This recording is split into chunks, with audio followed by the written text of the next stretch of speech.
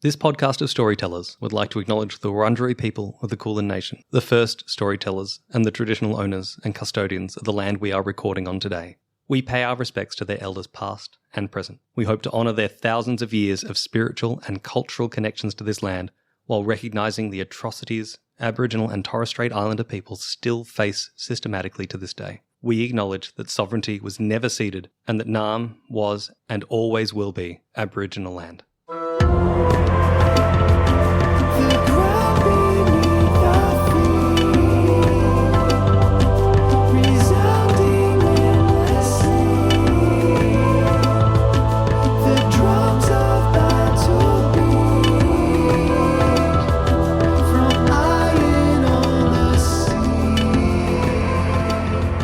Hello all you baddies, benders and babes, and welcome back to the Book of War, an Avatar Legends real play, the story of 4 runaways seeking the Book of War in a world without the Avatar. My name is Jesse Thomas, and if Goose were bigger, I'd drive them to work. And I play Minh FANG, the Foundling, he, him. Whoa. Excuse me. Whoa. A runaway from the from the Earth Kingdom who found a new home for themselves in the Northern Water Tribe while hiding from deadly family secrets. He loves geese that much. I know for a fact. I do love geese. My Minh fact for today... Hates driving, though. My Minh fact for today is when Minh was in the camp, one of his punishments for disobeying orders and such was he had to count out rice rations for everyone. So he would sit there and count out rice. The problem was no one wanted to check his work because that would also mean counting the rice. So Minh figured out pretty quickly that as long as the rice bags looked the same, he didn't actually have to count them, and it became a very personal alone time for Minh. So he actually had a great time in the end. I'm going to put a slight addendum on that, is that whoever displeased Zhao the most would be on your backup duty and no one ever cared. Yeah. So he was always like, yes, good punishments for 2 people. But the reality was neither of them were. Yakima loved the job. It's like, you're fine if I just put these in bags, right? Like you don't want to count. I don't want to count. And they're like, oh, yeah, okay. Oh, yeah. yeah. I won't tell if you won't. It's like, I'm not telling anyone. Hello, everybody. My name's Ted Darling, and I play Banji, the Idealist, a runaway Fire Nation soldier who has risen from the ashes of his old life. While the fate of the world rests on the edge of a blade, he fights for freedom, for justice, and for Peacebringer. I don't have a Banji fact today. Well, it's kind of a Banji fact. So we just got back from PAX. Woo! And if you were there, you may have seen my sick Banji cosplay. That was made by my good friend Lyris Dayar, and she is a Naarm local making everything by hand, from cosplays to tapestries to beaded purses. Check out her work on Insta by Hiraeth, I think it is Hiraeth. Spell it out. It's at BYHIRAETH. And keep an eye open for new and exciting projects in the works, including maybe another Banji cosplay sometime down the line. So, yeah. I will pay good money to see you dressed as Hikaru. Wait. Yeah, that might be a lot of foam. But yeah, so that's, if you haven't seen the photos, please go on our Instagram and check them out because it was a really awesome cosplay and it was really fun to walk around as Banji at PAX. And yeah, so thank you very much. You looked great, Ted. Thank you. Yeah. So did you, by the way, Jesse. Thank you. Your last minute Minh costume came to life. Thank you. Speaking of looking great. Hello. My name is Georgie Hazel, and I play Nuro, the icon, they, she, he. I'm doing the live show completely. It's ruined you. Yep. Yeah. A runaway of the foggy swamp, now confronted with the truth that they were never really living for themselves, Nuro struggles to untangle from the roots of the destiny tree. Is their place ultimately with their tribe or with the other runaways? I have a Nuro fact, and it was kind of maybe hinted at in the last episode that Nuro was kind of curious about Kiyomi's piercings.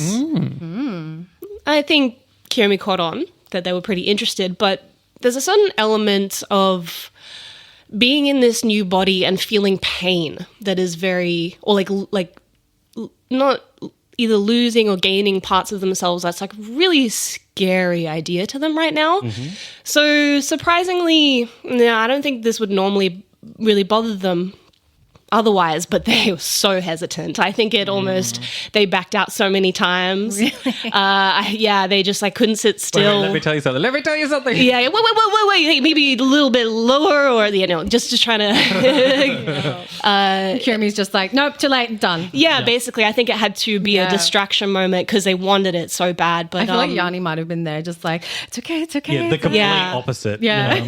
I and just imagine like you just like with ice, like just like going and like it's like there you go, all done, and you're like, I can't feel anything. Sterile. Yeah, that'd work. yeah, so stay tuned to hear what they might be. But yeah, it was quite a process, and I think it's something I will touch on a little bit later with Nuro. If I don't get a sparkle, then what was this all for? I think Kiyomi goes on to open Claire's throughout all nations and just offers piercings. That's for our American listeners. You're welcome. I was going to say Claire's, like, who are we? Hello, my name is Tilia Quinn, and I play Kiyomi, the Adamant, she, her. A runaway waterbender from the Northern Water Tribe. Kiyomi has lied and manipulated her way into getting what she wants. But at what cost? Can she piece together the shattered fragments of her frozen heart and reflect what the other runaways want to? Nailed that intro. Thank you, everyone, for applauding. I'm here for it. Good job. Thank you. So yeah, the jewelry store may open because I've decided that with her stealing Boomy's little stone that wasn't actually Boomy's stone, and him getting upset, that she kind of had to make it up to him. So I've decided it's canon. All of the jewelry he wears in the show is made by Kiyomi. She is his personal jeweler. So yes, Fun. the Claire's comment is very funny to me. I like it. If you look at the underside of the rings, it's like made by Kiyomi. Yeah. She's very prideful in her. Is that a word? Prideful? Yeah. In her work. So yeah, absolutely. good way to be. I don't know if the Avatar characters have cursive, but Kiyomi's found it. Yeah, 100%. Hello, my name is Ash. I am the Grandmaster of the White Lotus, or Gum. Goose Monkey, or Archiro. I get to puff and fly was my PAX costume that I threw together, and surprisingly looked pretty good. Yeah, Yeah, very good. also I was somewhat amazed. Gum. I was just waiting for the car. My fun fact comes in the form of I might sound a little bit distracted today on the grounds that sitting to my left is a 13-week-old puppy named Zucchini, a German Shepherd of adorable cuteness. And Big paws. Big paws. Can't be big boy. Good size. Good size. Not bad. Good size. So yes, I'm going to just constantly be looking down and just making sure he's still asleep because he is currently completely zonked out, which is very, very cute and lovely. That is all. Puppy! Puppies. Roll the puppy music. Roll the puppy music. Puppies.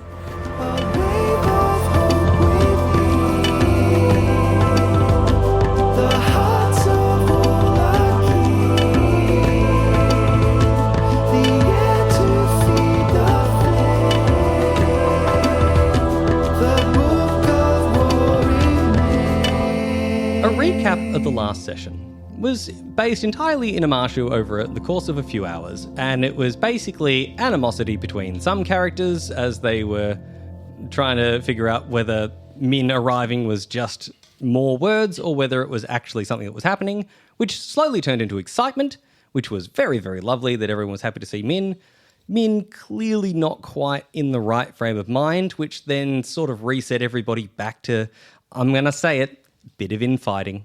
Yeah. A bit of infighting. To the point that eventually, after sort of separating and coming back and just talking with people about a few things that have been happening or that you've noticed in the last few months as you've been going on your worldly adventures and not really super interacting with each other, you almost were forced back into a meeting where the news became, hey, what do we do next? And you sort of came to the conclusion that Natsuo is the first place to go, but then gopped the bombshell that Hurricane Mengsho is on her way. Yeah.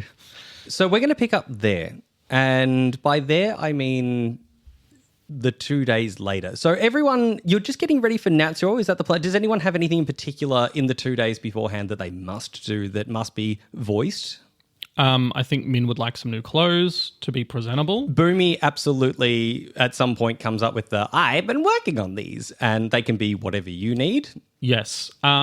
This is off the dome. I'm just going to design a new costume for Minh right now. Traditional Earthbender clothing, but so much more military. I also think he's got, you know how you can get those like coats.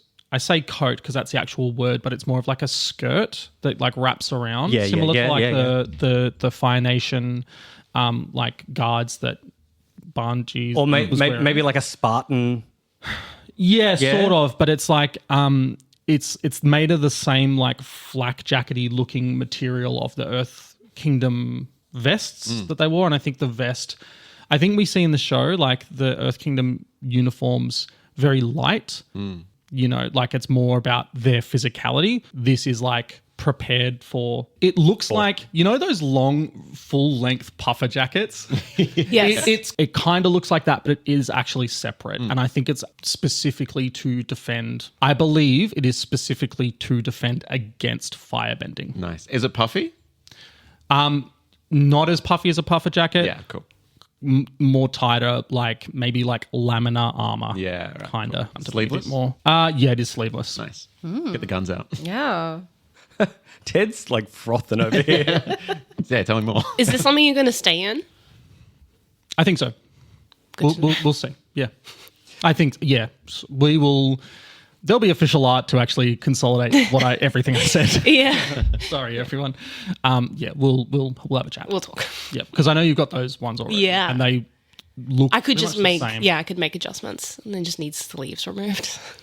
It's even as much as the listeners. Every now and again, I hear a listener be like, hey, for no reason, can I just get a quick description of this thing or that thing? I'm like, this sounds like you have something in mind. Sure, here it is, as best as I can do. Anybody else for the tutor? Is it just general prep or is there something super important? I think it's just general prep. Yeah, so Kiyomi would want to have some sort of code name. If we're not going straight to Dow, she would want to have a code name to avoid any reflections, you know, hearing on business. So I've decided that she would have told the group at some point, okay, if we're going to go after this other book, we need to call them something else. So I've come up with the name Lena for Lady Dow, just in case you accidentally go Lena. This is a very Jakal moment here. And then for Jackie, Wakata, which is another Maori word for mirror or reflection. So Lena and Wakata. Yes. And what are we referring to the books as? I think, actually, I did think of this. So if we're talking in a sense about Lady Dow, to avoid any suspicions, maybe we say we're going after a pendant that has a spirit in it, something like that. So it's kind of, we can still talk about it, but skirt around it being a book. It's a pendant. Or yeah, okay. Maybe we just sort of other items. We're just not books. Yeah, cool. just not books. Awesome. It's just every time we do this, a really big wink that no one can hear. Yes. Wink. Yeah, that's Yanni's contribution. Yeah. It's like, we could always just wink when, we're But then talking every about time a she thing. says it out loud, everyone's like, Yanni, if you say wink, it makes it more obvious. To be fair, she says it at least 3 times a day. It's so true. I feel that we're good. It's kind of Yanni's trademark at the point. Just because I don't voice it on the microphone doesn't mean it doesn't happen. Mm-hmm. How does everyone get ready for is this a full-on formal, everyone's waiting, or everyone just doesn't want to be in the room when she turns up?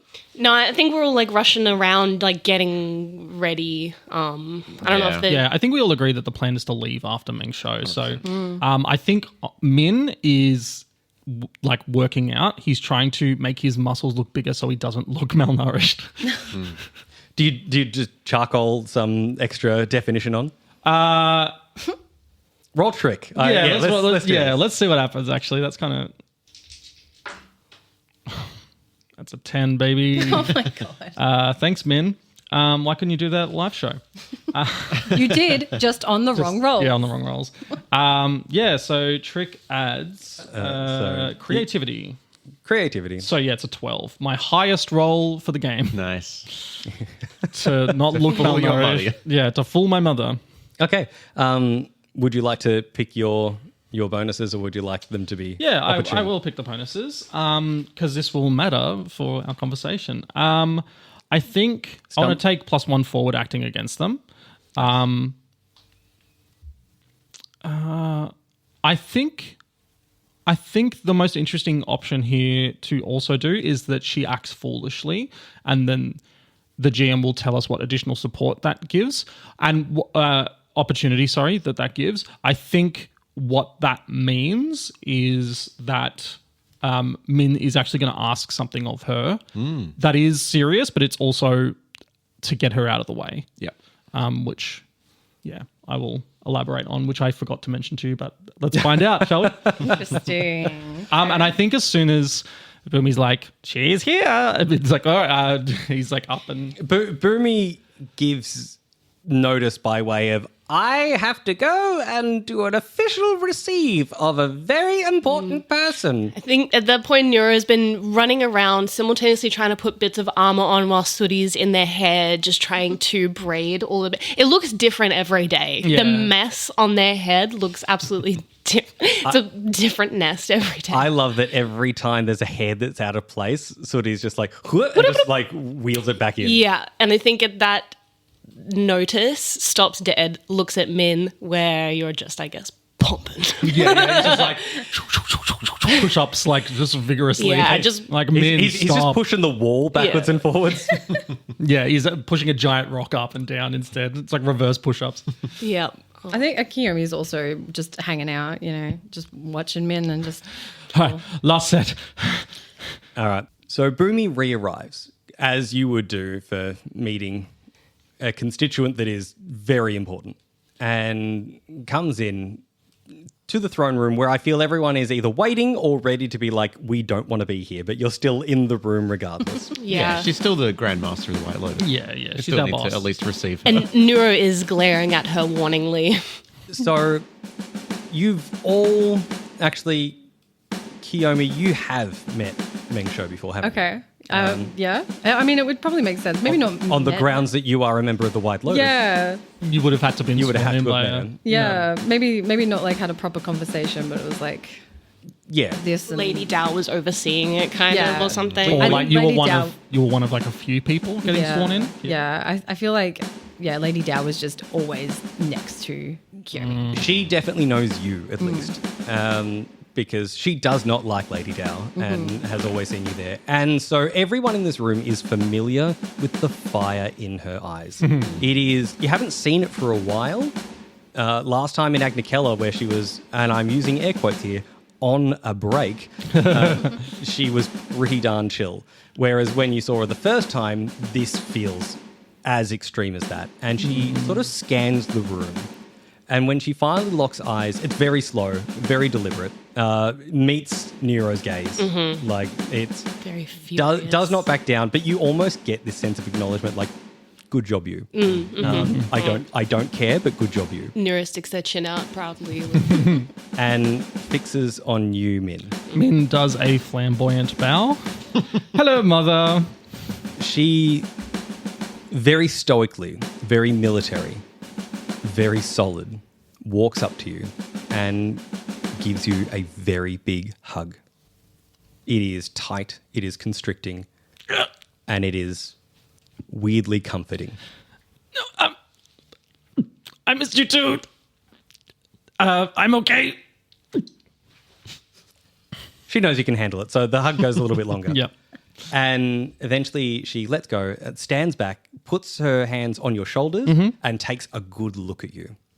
Now, the eyes don't actually look any different from when she first walked in the room. There's still that very, very serious look. But she goes, I'm glad that you look well. I had a lot of concerns. Thank you. You know me, 3 square meals a day. I ate the biggest stuffy when I got back. She looks over at Boomy and goes, and in the turn, anyone that's standing on her left side can see her face go from slight, like it's a combination between surprise and pride. Surprise. Sprite. Surprise. Pride. By the time it gets back to you, Min, you don't see that at all. Yeah, cool. Mother, I must admit, you've caught us as we're about to leave to find another piece of the book. But if you'll accompany me to a side room, we can do a debrief. I'll accompany you if you accompany me. And he sort of like, I guess, sort of rocked a little bit by the loving motherliness that he just received, and then straight back to military precision. It's almost like he forgot who his mother was. And he's like, yes, mother. And we'll follow along obediently. I mean, for those that are sort of in tune to this sort of thing, not that there's anyone in the room that isn't like familiar with this relationship at this point, this is still, she's acting as your commander here. Yes, because you are functionally doing this as a member of the White Lotus. So it's sort of like, I would love to treat you like my son in front of these people. But I can't. But I do have to be a leader here. Yeah. So everyone clocks that. For anybody that didn't know this relationship, it would be unbelievably harsh. But everyone's sort of like, yeah, okay, this tracks. Yeah, and I think he gives... No nepotism here. I think he gives like a more legitimate bow as he realizes what's happened, and then we'll follow along. We know that Boomy has a lot of rooms that people know just not to go near because he's possibly exploding something or doing some weird Boomy stuff. And he ushers you to one of those. And once the rock walls slide up, no one can hear a thing. And I like to imagine that everyone's standing around sort of impatiently, maybe we'll hear some noises or maybe we'll hear some words or maybe they'll come out soon. And it's like 10 minutes, 20 minutes, half an hour. And still nothing. Yeah, Nuro's hair is finished now. Yeah. Is there any last minute things, if you're leaving like the moment that you're done, is there any last minute stuff you would like to do? Because it's very clear this is not finishing anytime soon. Yeah, Banji's going to walk up to Kiyomi. Is Kaito standing with you as well? Yeah, he's always like right next to her. Yeah. No. So, Kaito and Kiyomi, I have a favor to ask. Yeah. What? Well, as we're leaving, we need to get Hikaru ready to go as well. But I don't know, things are a bit weird between us at the moment. And Kichi actually said that he's got a weird sort of weepy scar on him. And I was wondering if, because you guys do healing, right? Maybe you could heal or at least take a look at him. Kiyomi looks at Kaito like, I don't really want to do this. Should I do this? Kaito's already like started walking, turns around, sees you, is like, hold on, I have to think about this. And looks at you expectantly like, what do we do? She rolls her eyes and just nods and walks. She doesn't say anything, but is going to go and help. Great. Thanks, guys. Yeah, lead the way. I don't know this dragon all that well. Oh, he's pretty friendly? That's not reassuring. Yeah, his definitely, his whole attitude's changed in the last couple of weeks. Bit of that going around, I think. Yeah, well, it must be something to do with this scar and he's in pain, but he's just this way. A brief flash later, an almost imperceptible amount of time passes as we smash cut to the top of Amashu where he tends to hang out. What's the greeting like when you approach? How is that looking these days? It's still it's not quite as scared as he was before, like when it first kind of happened, but it's still very wary and a lot more reverential. Is it reverential when you like revere? Revere. Yeah, Yep. Reverential. Like it's not so much buddy as much as like, oh, you're actually very, very powerful and I'm still kind of a bit scared. You have to wait for him to bow back to your bow before you're allowed to ride? Yeah, it's definitely, there's definitely been a shift in the like, we're not really close at the moment. Like we're still close in the sense of I understand his power and stuff, but I'm a lot more like, please don't bite me. Yeah. Kaito sort of looks and it's alarming's not the right term. Maybe impressive how quickly he finds where the problem is. Like he's just like goes straight to it without almost looking. And you're like, oh, dang. Is Kiyomi following along?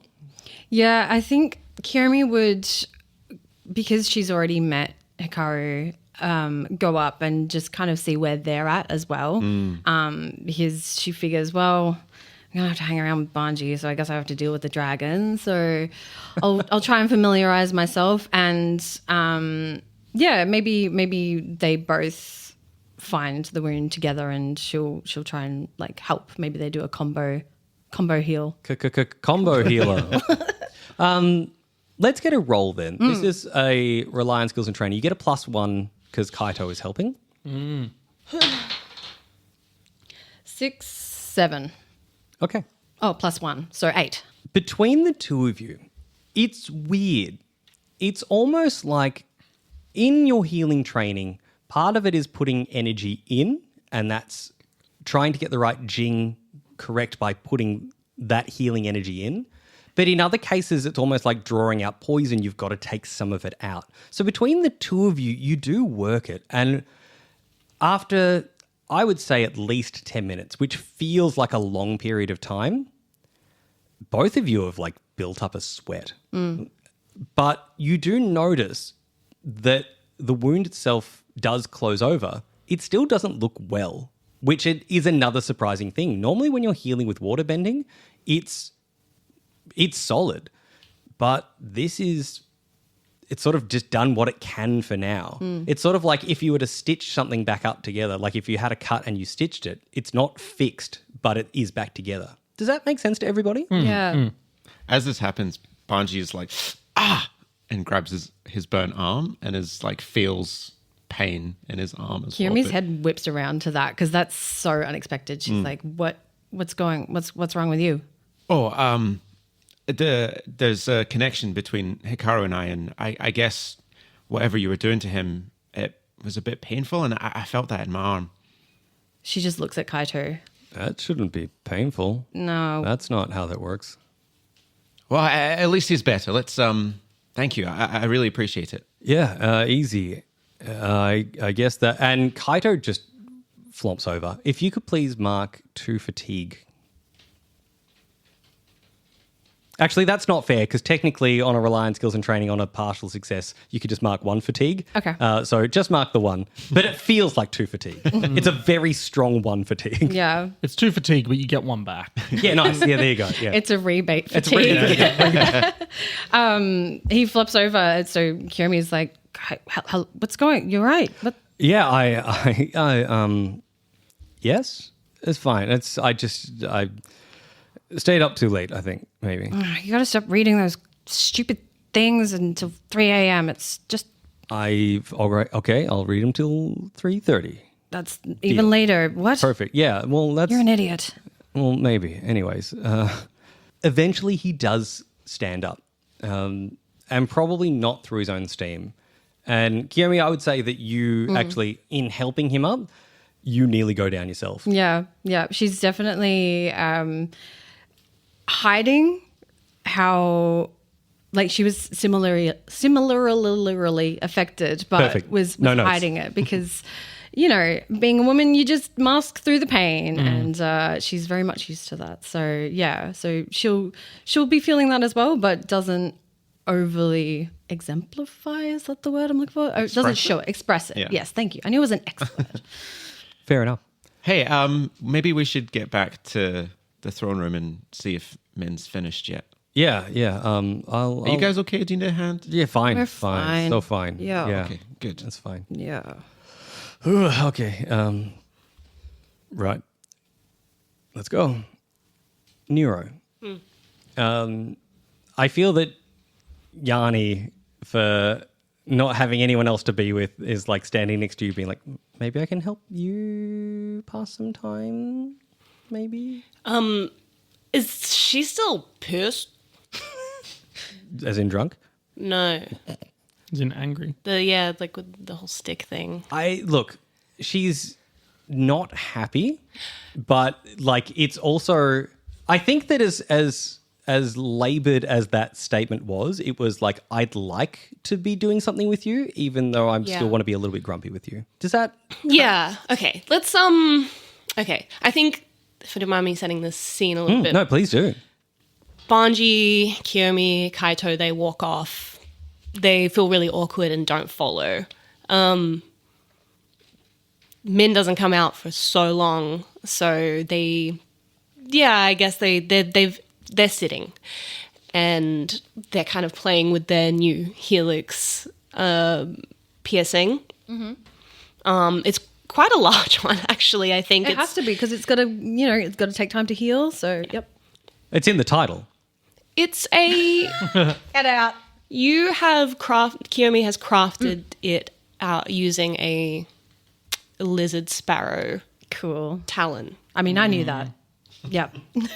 Lizard sparrow, lizard. Kind of that open hoop looking situation. Yeah, yeah. That small talon. And they're touching it and ow. In the back of your mind, like Kiyomi going, don't touch it. Yeah, basically. And I think Sooty also just whacks my hand away. And eventually, I don't know, Nuro feels really stuck because they've had a purpose in looking for Minh, and now that purpose is kind of completed. They feel so aimless and a bit out of control a little bit of everything that's going on around them. So I think they're sitting. They don't even register that Yanni's there. It's quite terrible. They haven't been very good with the people that they care about. So that's what Yanni's approaching, I think, is a very solemn, sad, moody teenage Nuro. And there's definitely, in how Yanni sort of approached this with what she said, there is very much that in mind. It's like, I don't know that I can be of help to you, but I kind of want to at least be there. Yeah. Yeah? Yeah. And I think Nuro is just madly fiddling with this piercing. So I don't know, maybe Yanni, just stop it. Can we roll for infection? Yeah. You're a professional as far as I'm concerned.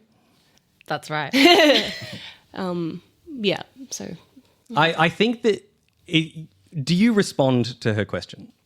You're allowed... give it to me now. Give me the question now. Is there maybe something I can help you do while we're waiting? Maybe? I don't know, Yanni. What am I supposed to do? Yanni doesn't reply. She nods.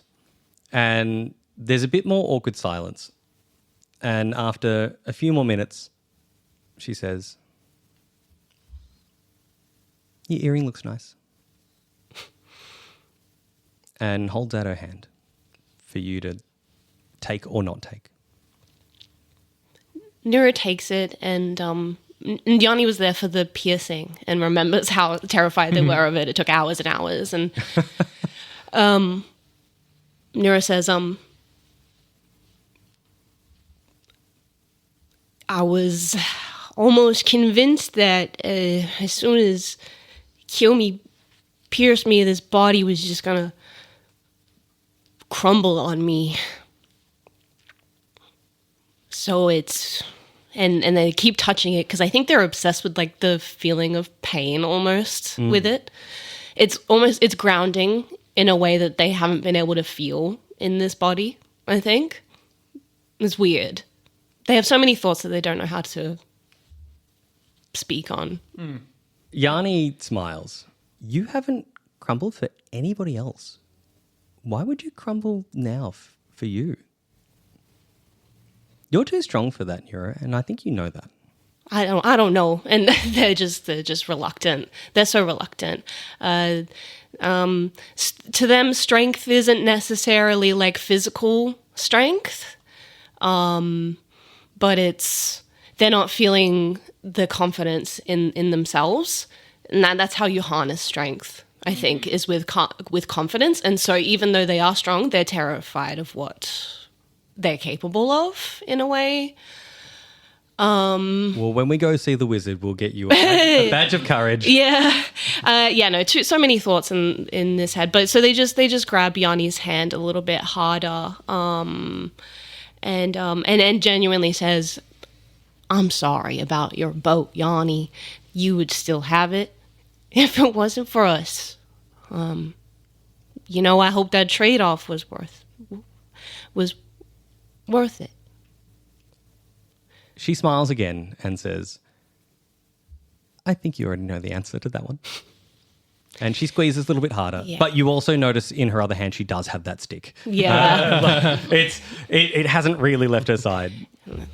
I think Nuro smiles, but then just the impatience sets back in and their palm starts slapping on the table, and Minh has been in there too long. What if she's, got him upside down and just, I don't know.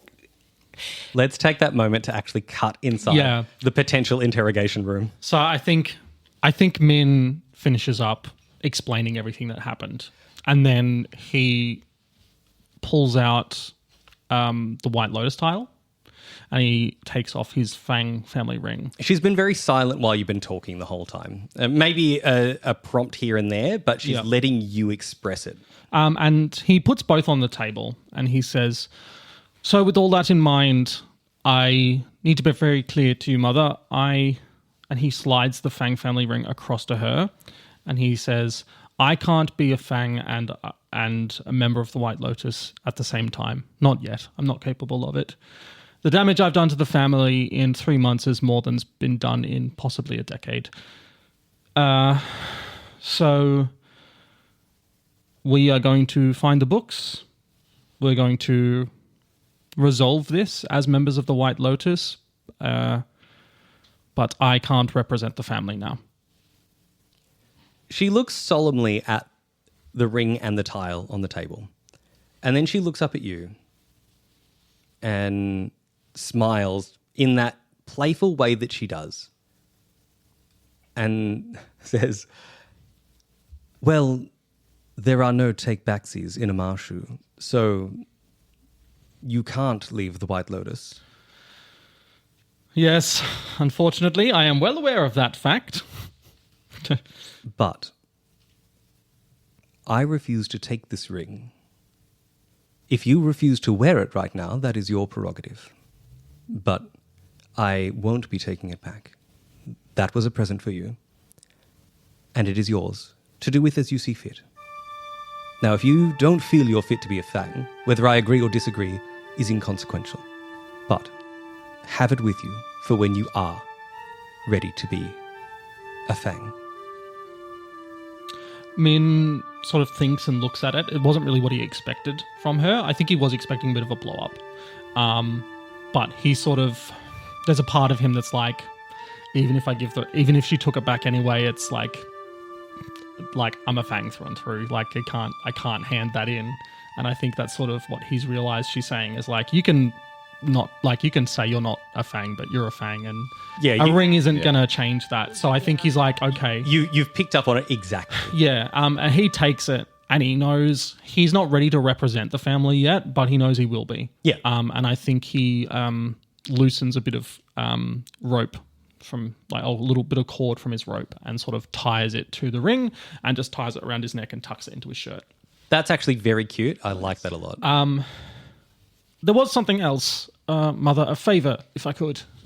Well, you did roll a big success, so I have to give you another opportunity. Yes, I have a +1 against you. Sorry. Oh, even worse. Yes, carry on. Part of the reason I did what I did and went with that idiot Zhao was I wanted to find all the pieces, and we now know where they are. I found the last one, and wouldn't you know it, Kiyomi knew where one was too. It's in Ba Sing Se, specifically with the Dai Li, and I'm sure you've seen the bounty notices. And he pulls out his... She smiles coyly again. She's like, where would I possibly be to see a bounty notice? What disreputable establishments do you think I frequent? Yes. Well, don't look at this image. And he sort of puts his hand over his own portrait. So he's like, because this isn't me necessarily, but... Is this the one you've drawn a mustache on? No, I think he's just holding it over. But he's like, but we will have to get that last piece. But I don't know how I can get in there while this is a problem. So maybe if you went ahead of us and primed the inner ring for our arrival. I can't solve this particular problem, but I can at least give you an opportunity in passing say, no one can protect you from the Daily, my boy. Absolutely no one. But that doesn't mean that it's a lost cause. Do you know why? Is this because I haven't reported in yet? That is most likely the case, yes. However, it is possible that if the Daily have one of these books, they might have figured you too have one of these books. It's a long shot, but I wouldn't rule it out, or else I wouldn't be an expert tactician. Strategist. Yes, that too. Yes. Tactics is small people, strategies, big armies. Anyway. I can deal with all these things. I'm capable. Are you trying to tell me that I'm not? And no, Mother, that's not what I'm getting at. This is what that's not what I'm getting at. Just trying to start a fight. It's about this time that people start hearing like rocks fly around, and she throws a rock, and it's this is the equivalent of a snowball fight. Yeah, like for everyone else, it sounds exceptionally violent, and you actually hear. I don't think she can hit him because of Detect the Heavy Step. He can't turn it off right now. I think it's really hard for her to hit him. She's quite surprised, and then he's like. And then I think there's that moment where she like throws a brick and he grabs it and he's like, wait a minute, hold on. It's less surprise and more, oh, you dodged that one, here's 4 more. Yeah. I'll play with this, let's go. And he's like, I can't stop feeling everything on the globe. How do I turn it off? I figured it out. Like, I can do it now. And he's like, I can tell that your heart's beating really fast and that maybe you've been sitting down a bit too much recently. And he sort of like, gets a bit coy and he's like, whoops, shouldn't have said that. Do not comment on a lady's activities, Minh. That is uncouth. I can also feel and tell you that there is 115 people in the palace currently, and I can't not feel it all the time, and it's driving me insane. I hate it when people touch me because I feel the blood in them. She closes her eyes and stamps her foot, and this is weird because you feel that reverberation. It's almost like a mic loop feedback, and it's shocking. You don't have to mark anything, but you're like, blur. And for a second, you've got the whole body equivalent of tinnitus. Like just everything's got a weird ringing, and you can't feel anything. And over the course of, say, a minute, as you begin to come back to yourself, she says, you've spent too long not using your eyes, not using your ears, not using your senses that aren't this ability. You need to decondition that. And that may take time, or you may figure it out very quickly. Okay. But it is like switching from one to another, and you need to be able to differentiate the two. Okay. If you need, hit something very loud, on the ground if you can, something that makes a lot of vibration, and that will give you a temporary reset until you figure it out. Okay, thank you. The best advice I can give for you. Based on your story, you went through a very different training process than I did to discover this. And I don't know that I can help you. Okay. I will meditate on what you've told me. Thank you, Mother. It's all I ask. And while you're not paying attention, you feel a brick just hit you in the face. It's like, yes, good. Still got it. We stopped playing. I was following the rules. Anyway, as much as I'd like to throw the old brick around, as we always do, I believe my companions are waiting for me, and we must make our way to Natsuo. Man, are you alive in there? Oh, you're just all on the other side of the door, like, hello? It's been a really long time. I'm really tempted to just barge in. You hear just in, like, through the rock, you see, I think he might be dead. I think Minh just stamps down and raises the wall. So he sees, he's like, I'm fine. We'll just throw all the bricks around, okay? That's just a FANG thing that we do. Yeah, really normal thing for families to do, throw bricks at each other. Fun and training. What more could you want? Minh does finger guns. He's like, I'm good to go. You're good. As good as a lizard can be. Good to go, Z. Let's mosey. Hey, that's my line. You can say it now if you want. We're packed. Kiyomi's gonna actually grab Minh and be like, "Hey, can I talk to you?" Minh blushes. Yeah, we could talk. You get a fresh glare from Meng Shou. Hell yeah. I think we'll just go into the same room. I feel like Do I need to put the wall up, or is this a wall situation? it would be nice to have a wall situation. I guess. Okay, and then Min sort of turns around. You see, like, not a like a little sly, like excited grin, and he like throws the wall back up. Face Yeah, he's like, I don't know what's gonna happen, but like, Nero's just shaking their head at you, I think. You notice. So the people on the outside both notice Boomy and Mengsho stamp their foot. Min, you feel a little them. tremble on the ground. You can guess what that means. yeah, sure. Like, listen, if this is to apologize for the spying and stuff, I just want to say that it's okay. I kind of owe you an apology, I think. Wait a minute. Is this what this is? You know what? You may talk first. I shouldn't speak. Smooth. Very smooth. Kiyomi's just like looking at you like, what? I was not expecting that. Like, you're apologizing. Hang on. Okay, roll it back. Roll it back. This is great because I don't think I've ever seen Kiyomi with this much like confusion expression. Normally it's just like, I don't care. Yeah. This is like, huh? She's like, what do you mean? But then she's also thinking, actually, he's the only one that's been nice to me since the start. And also, what's that about? I'm very confused. But also, I wanted to apologize, and I figured, you're the reason why my brother's in the other room, and Oh no, that's Nuro did that. I wasn't. But Nuro wouldn't have agreed if it weren't for you, and that's just I wanted to make sure. Yes, I'm apologizing, but I figured that you should also know why I did it. Was for your brother, right? Yeah, well, yes, but there's a whole thing, and then she just kind of like she's pacing back and forth with her arms crossed and just rattles off everything that she told Nuro about how her upbringing was crap because she was a girl and she wanted to learn waterbending, her and her brother swapping techniques and learning from each other, and then her whole dad situation, and then, that whole situation where she almost didn't make it and he saved her life. And just kind of finishes it up with, so I told Nuro to write Lady Dao's name, and you can judge me all you want for that, but it's the only way I knew how to get out of the, yeah. Yeah. She just kind of like looks at Min the sort of ground. silently, like just genuinely just like listening and paying attention. And then he sort of takes a moment to take it in and he's like, okay, thank you for sharing that with me. No, I understand. That's really hard. And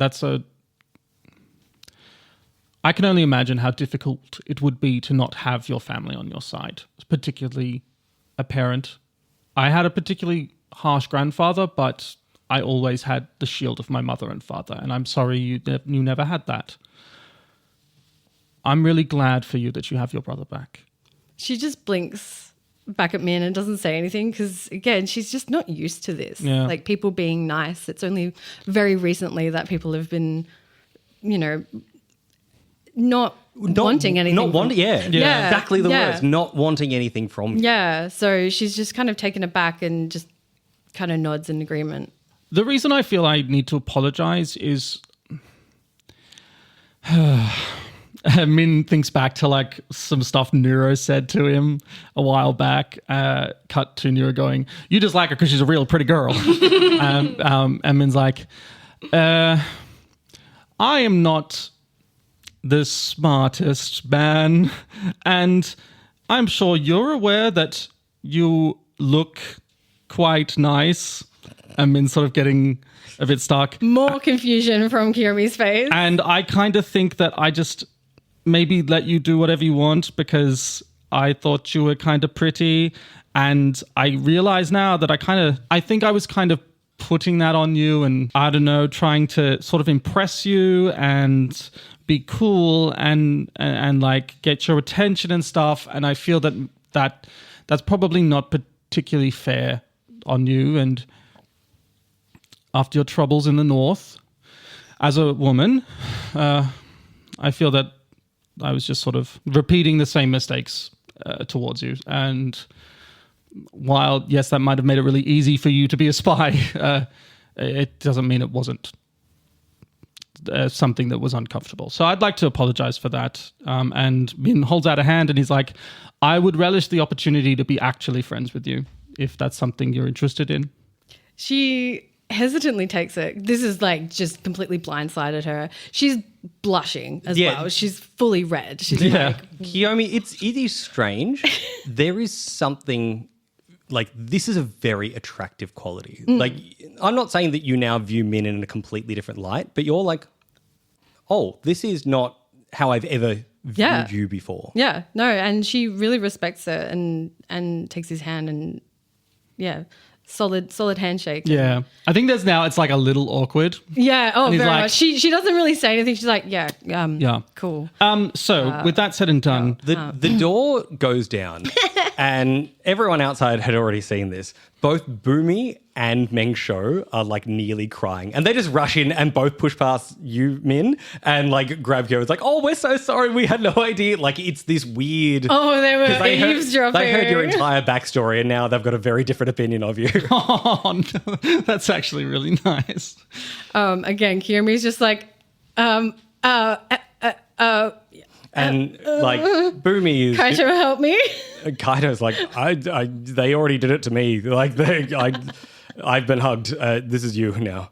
I imagine like Kaito's like got tears because he's sort of the softer one of the two. So he's like, yeah, it really sucks. Yeah, actually. no, he would. They didn't really explain why they were hugging Kaito. He's just got like a sort of a passing understanding. They just did the whole, it's not your fault. He's like, I know it's not my fault. What's my fault? It's like, it's not your fault. Boomy's making quite the fuss. Meng Shou is like, if you ever need a place to stay, you just tell me and we'll make it happen anytime. I think Kiyomi has to pick her jaw up off the floor from that because she would never expect that from Meng Shou ever. So she's just kind of looking around like, what is going on? What did I do? Do you need to be saved? Or are you relishing I think actually Minh is like...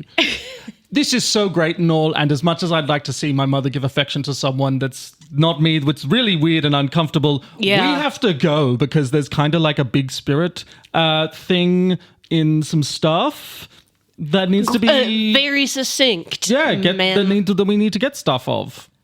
Succinct. I learned that recently. Time to go. Let's go, everyone that isn't my mother, Boomy, and anyone else. Is Kaito coming? Yeah. Loving you answered in character. I mean, okay. In that case, he starts walking towards the door. He's like, "Oh, okay, let's go." I guess. That's very, very Guron. Minh, yeah, let's go. Minh picks up his bag full of supplies. Looking at the DM, it's a half-day trip. We're just going to the boat, aren't we? Yeah, it's basically it's a very short trip. Full of supplies. Are you taking your dragon, or are yes, you? Yeah, of course. Dragon to the even boat. Faster trip because you don't even have to take a wagon. Dragon powered boat or dragon? We're taking the dragon to the boat and then dragon powered boat to Great. Natsuo. Yeah, Sweet. That's what I thought anyway. I think that's... I'm just imagining a dragon-powered boat, and now I really want that to happen at some stage. I just like a dragon-powered boat the whole time. Go back to Yanni's pedal boat, but it's just Hikaru just pushing on them. No, the tail's out the back like a little propeller. Yeah. I'm just imagining it like a little tow boat, like just tugging the boat along. Like a long one, and he's stretched out, and his feet are just like paddling in the water. Anyway. With the tail just sort of swishing like crocodile style as it goes past. Exactly. Look, there's no reason to draw this out. You all head up onto the dragon who takes you down to the boat, and all aboard is sounded, and you are sailing the high seas in a not very far distance. You will make Natsuo before nightfall. Which side of the island would you like to go? I think Minh says north. Sorry. I realised what I was saying. Crunchies. Min's like, right, I think we need to go to the north this time because we can find Bao straight away and just get the book. Yeah. You and Arturo saw it. We were in his cave. We could track it easy. You know that the cave is roughly... Look, to say it's in the middle of the two major towns isn't quite right because it is to the north side, but again, it's... you got thrown, didn't you? You went out to... It's... you can get this. I'll just give this one to you. I think it's only fair. Yeah. It wasn't like he lived right next to the north side town. He was further around the island. So technically the north side is correct. You probably don't have a proper landing point, but it's almost as if, you have benders and a dragon that could get you places if you wanted to. Are we going to the cave or are we going to Northtown? We're going to go to Northtown, I think. Because Baru goes there, doesn't dock. I actually think Baru might have been following us from his home. Right. So I don't think he lives in... No. And he was high up as well. So because we didn't actually go to his house. We went to... he was probably watching very close to where his house is when we went over No Man's Land. Yeah, that's what I assume as well. But Northtown is closer, and we don't have to cross a battlefield to get to it, I think. Yeah. I would say that is correct. Yeah. At the risk of running into military vessels, because you're taking the long way rather than the shortest path, you don't. Because I don't want that to happen. We flash forward and there's a couple of band-aids put over the boat where maybe you had a bit of a scuffle. Well, I don't think Nuro left the crow's nest, so there would have just always been a lookout, I think, anyway. You know what it is? Maybe we got too close to the coast and there was a firebender who was like, yeah! you know what it is? You see that there is a Fire Nation vessel and an Earth Nation vessel, sort of lobbing stuff at each other. And we see Nuro turn to yell something, and then it just cuts to black, and then it cuts back up, and you see Buster, Boster, Bester waving as they're leaving. Those other two boats aren't in sight, and they're just like, bye, have a good time. Yes. Lost footage. Deleted scenes. Deleted scenes, that's it. Had to cut it for screen time. Yeah. Ran out of budget, couldn't animate it. There we go. Yeah. And before long, the sun is setting. It's not like twilight or anything, but the sun is setting as you enter Northtown, or Northton, whichever I called it. 'Tis the season. Northtown. All right, so...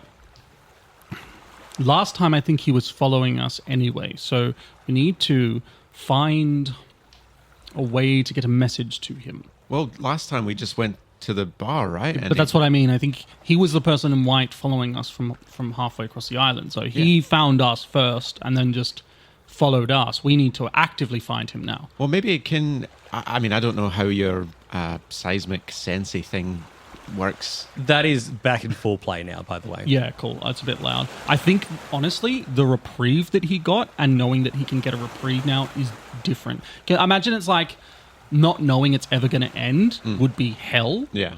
But knowing that you could turn it off if you really needed to, and knowing that it can end, it actually is okay. Yeah. Like he can deal with it because he knows that if it's way too much, he can just turn it off. It has to. The equivalent for people, just to simply visualize this, is if every noise sounds unbelievably loud and someone put on some noise cancelling headphones, you're like, oh, that's actually super pleasant. Yeah. I can't hear things out that I Get the loops in. Yeah. I actually can't hear the conversation that's at the end of the table, but I can still hear what's close to me. And now it's gone back to very, very loud again. Yeah. But yes. Perhaps I can. I don't know that. I mean, Natsuo, it's a small island, but it's an island. I can't cover the entire thing. Well, could you not maybe send out like a FANG blast and he could pick It's it up? not really how it works, sorry. Oh, that's not good. I can tell you how many people are in that building. I could try. True, we do have a spiritual master. Yeah, I mean, I don't view myself as a master, but I suppose I can... Sorry, I was specifically referring to Nuro. Me. Oh, yeah, definitely. That's a much better idea, yeah. Yeah, go on, big guy. Give it your best shot. Yeah, give it your best shot, Nuro. I would like to ask, have you docked yet? I think we docked, yeah? Yeah, I'd say Yeah. So you are going to have a scene then, because you have a sort of standing agreement with Worf. You don't have a standing agreement with Jetty. Yeah. Yeah, true. And I look different now, so Yeah, and Jetty won't... No, was it up? Jetty won't remember you. It was after. Oh, great, cool. Good news, Jetty hasn't noticed you docked yet, so you've got until you step off the boat and signal her attention. All right, who spoke to Jetty last time? Was it me? Nuro, great. but I look different now. You've had a growth spurt, it's fine. I can't say that to everybody, Minh. I mean, you look the same to me. And you sort of see like that weird look in his eye, like that he's like, this isn't something that you're going to get through to me. And he's in a weird moment. Okay, I mean, what? They'll just want some money, right? Maybe. Okay, I'll go and Nuro, I mean, I'll follow you. yeah, if people want to come, that's fine. Walks down the jetty to jetty. The pier to meet Jetty. Yeah, walk down. Nuro walks down the pier, down the ramp of the boat onto the pier. I don't have a character named Ramp. We're clear. It's What fine. about Pierre? It's Pierre. Yeah. Yeah. Yeah. We've already had Scottish accents. Let's not brush No. into the frog. It's PI-A-I. PR. Yeah. Yeah, PR. Actually, PR. that works a lot. Anyway, but he doesn't exist. So moving on. Jetty. It takes a few of those as she once again. I think, sort of manically- Nuro's like, when was the last time you ate Jetty? I don't remember. Hello, you are. Is that your boat? Is that Yes, it's my boat. Oh, good. Okay. And this size and takes out like kind of like an abacus-looking thing and is like trying to measure it up. And then it would be so the docking fee will be this arbitrary amount. Thank you. Who are you? What's going on? Why are you here? What are you? Do you remember us? We were here a couple of days ago. And Minh looks at everyone. Did a couple of days ago. A couple of days, and you see her like go to a clipboard and start flicking back over pages. She's like, "What was the boat's name? What did you?" My name is Newt. Nothing. I point. That's the name, and I point to Yanni. Yanni looks at like, It's called the Vagrant. It's called the Vagrant. Our boat. Here's your money. and JB. she flips and flips and flips and flips, and she's like, "No, never docked here." I look here. It's don't mind, Minh. It's been a while since we've been to Natsuo Island. Yeah. Just been a little bit more than couple of days, I would say. Business or pleasure? I mean, no one comes to this island for pleasure. Business or military? Business. Okay, that's good. What are you trading? We're more collectors. We're looking for curios and fascinating things. There's someone on this island that could help us find a particular curios. I make jewelry, and we're trying to find some jewelry items. Oh, yeah, okay. That's right, merchants. Yeah, okay, that's fine. How much? How long are you planning to stay? And she starts again pulling out the abacus to see what would change. Is it just the day? You or- look. Are you hourly? We No, never considered hourly. That might really make things more efficient. How many hours are you staying? And Nuro looks to the others. Start scribbling some notes. You know, it's hard to tell. 126. Please. Okay. Excellent. That will be this many arbitrary monies that Ash doesn't have to think about right now. Is it Min's a like, lot? whoa. I think Yanni just walks over and she's like, plan for that. And we'll just let you know when it's time and make sure that you're well compensated. Because we're good merchants. And Jetty sort of like gets the impression because she's now talking the merchant chat. She's like, right, plan for 126 and set to go. Okay. Remember to eat, Jetty. I ate at least once this week. What day is it? Couldn't tell you. Min pulls out an orange from his bag, hands it over. Oh. The supplies. Big brain. The Big brain. oranges isn't a thing that they grow here. And so she's like, oh, like this is a treat. And so I think you see as everyone's beginning to walk away that she sits down to eat it and goes to take a bite out of it. Originally it's like... Without peeling it. Without peeling it. It's like, blur. But then gets the taste of the inside. It's like, oh, that makes more sense. And we fade off on that scene as you begin to walk into town. Wait a minute. I don't think we've ever brought the boat to this part of the island. No, we didn't. We walked here. Remember No Man's Land with Tomo? Min remembers Tomo. He's like, oh, yeah. You know, we pretended I was sick and No, I remember. I had a lot of mud in my mouth. And you sort of see him start muttering about Tomo to himself. Well, Nuro, why didn't you do your stick thing and feign Baru for us? Yeah, I'll do that. All right. And, What do we roll with for this move? Is it harmony? Roll them bones, big dog. alrighty, so my harmony is +2. I'm gonna roll That's a good start. 11, which means that I have on the edge of the village. Is it town or? Yeah, it's a town. It is definitely a town, and there's not a lot of separation between the dockside and the town. And I know there's a lot of mangroves and stuff, right? They're a little bit further over, but yes. Yeah, I think Nuro just finds a tree, plops down next to it, leans back against it, and is clutching the stick. Also, they all automatically just think that it's gonna help in some way. First thing that they recognize is that they remember this place. They kind of, through being flung, they've able to kind of access something a little bit, I think. And it isn't long as they're just almost searching the energies of this island, almost through the roots, kind of gets a little flash of Baru. And the first, and asks a question, first of all,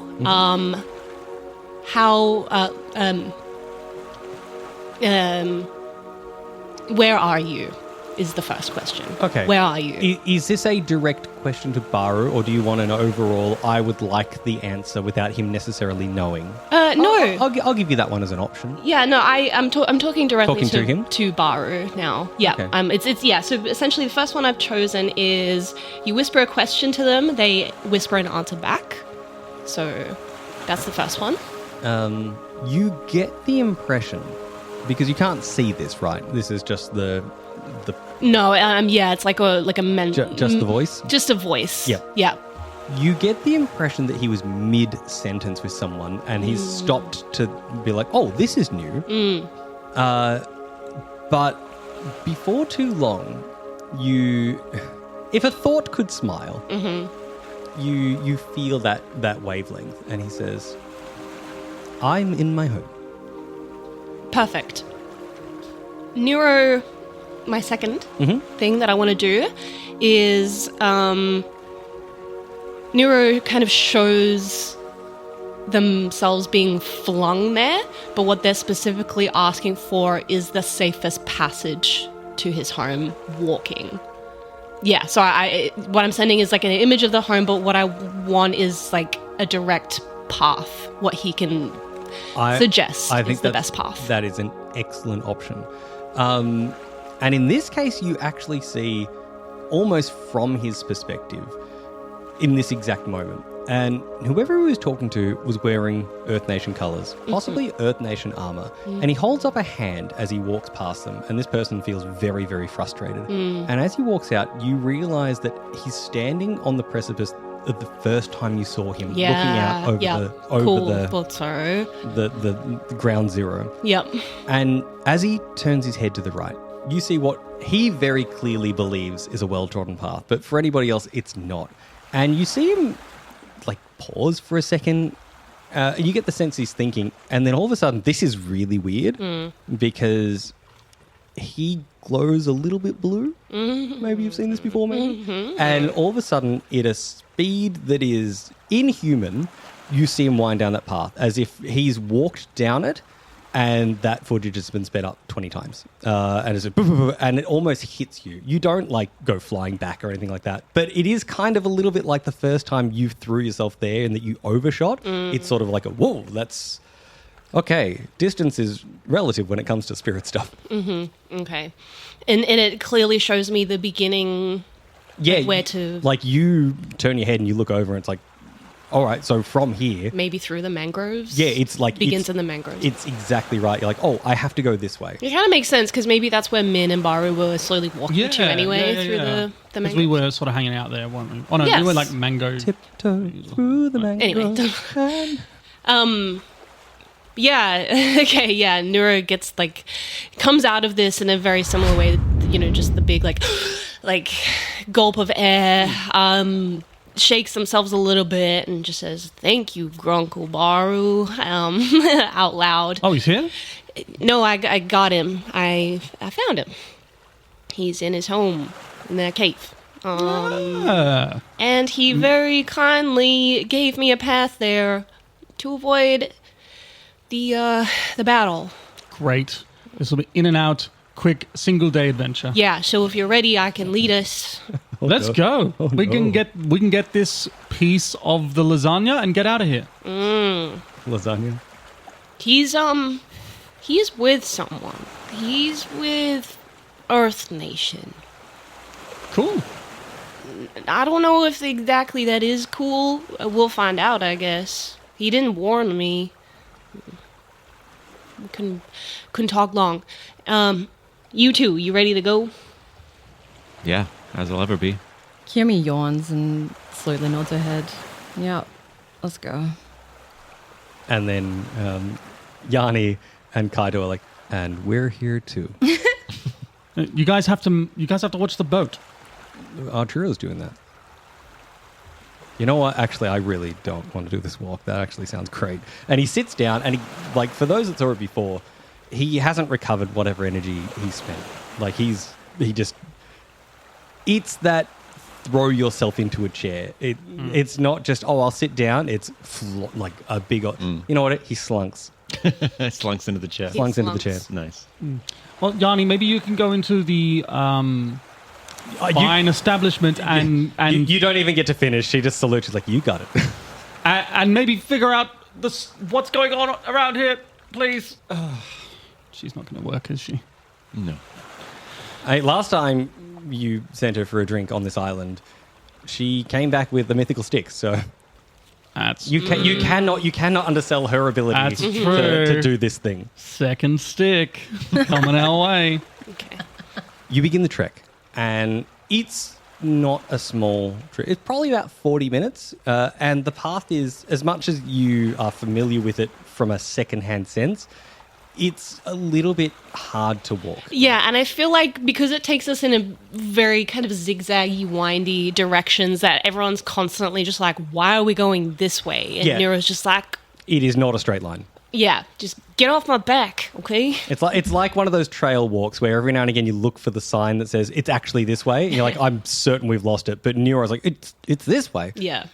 And eventually you get to this sort of upper tier. And I think as you're going... We see the war zone. You're seeing the war zone more and more.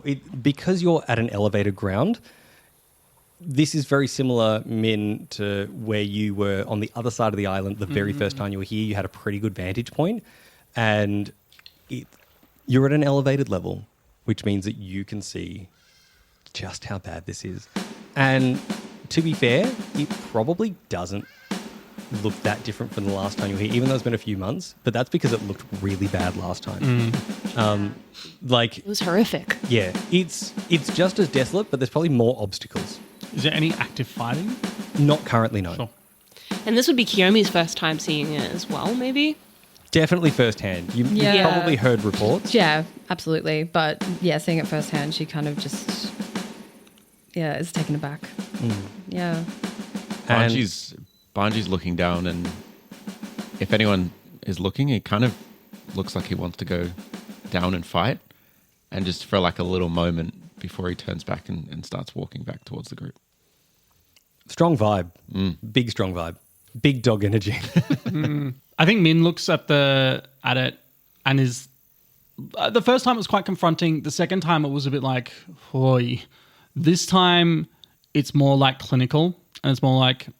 Well, yes, this makes sense because of this encampment here and this encampment there. There's a lot more terrain that's in the air, which means they've done a massive push recently. It's in the air. The benders are back. Which did not go well.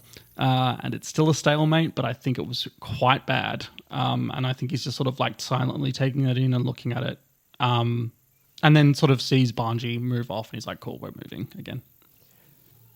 Having been through the middle of it, it's... like you've been at the heart and you've felt the tension. This is seeing sort of the aftermath. Does that translate? Like, does everyone sort of feel what I'm saying there? Like, you can see that tension still It looks exists. cold, right? Yeah. Yeah, it's like, I think if, well, she's not here, but if Yanni was there, she would say that there's nothing. Like, it just feels dead, that whole area. Nuro in a sense could probably, they felt it last time, the death. And after you finally round one final little wiggly path, you see Baru standing in his white clofen robes. And he says, well, everyone, it is a pleasure to meet you properly. I am Baru. Grunkle Baru! Grunkle Baru, you gotta fix my brain.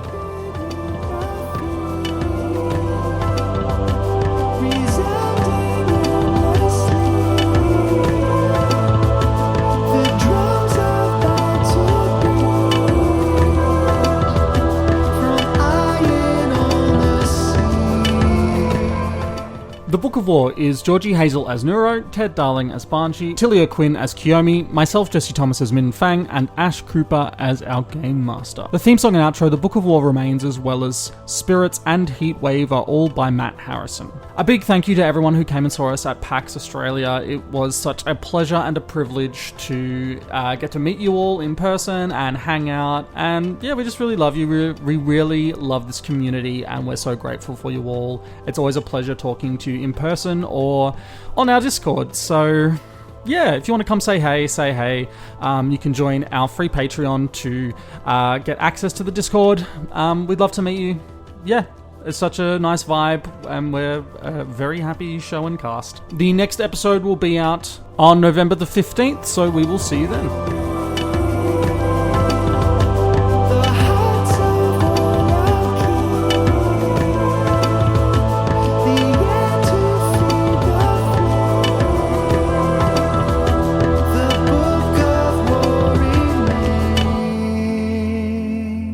Sorry, I had a Sour Patch Kid in my mouth.